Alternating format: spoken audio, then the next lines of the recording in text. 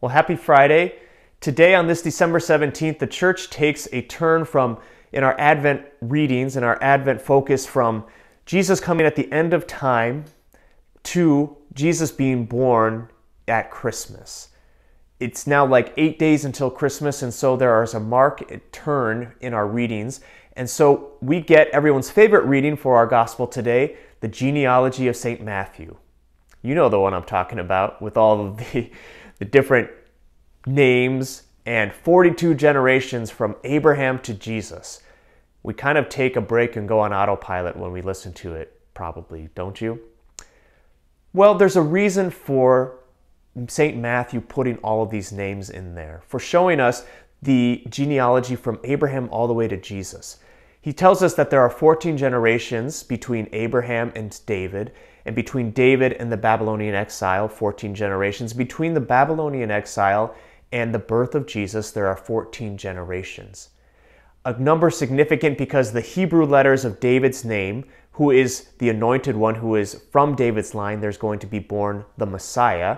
That's why Jesus is called Son of David in the gospel. So his name adds up to 14 in the letters somehow. And so that is an important number for the Hebrew people, for the Israelite-speaking peoples, because St. Matthew wrote his gospel especially for Jews or people who would have some idea about that. He was a good teacher in that way.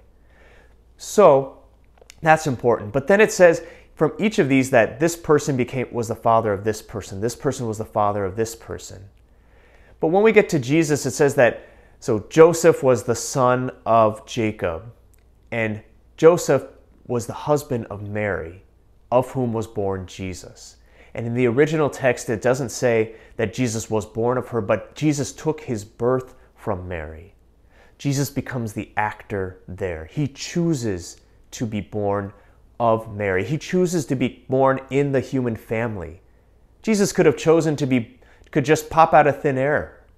But he decided to be born in the midst of a dysfunctional human family. There are many names in that whole sequence, and many of them are sinners. There are prostitutes, there are betrayers, many people who were slaves to their sins.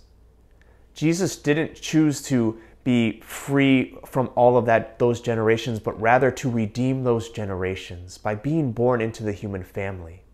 And so too, Jesus is born into each of our lives to redeem our lives and to redeem our own families. Sometimes we can feel really embarrassed by our family life, of what's happened, or ashamed even. But it's right there that Jesus wants to bring his redemption. He shows us that by being born into our own human family. And Jesus is fully God, fully human. He can do everything. So we pray today that Jesus might bring forth something new for us, that we might birth Jesus anew into our own families, into the human family during this Advent season, and that we might truly know the redemption that he brings and the joy at his birth.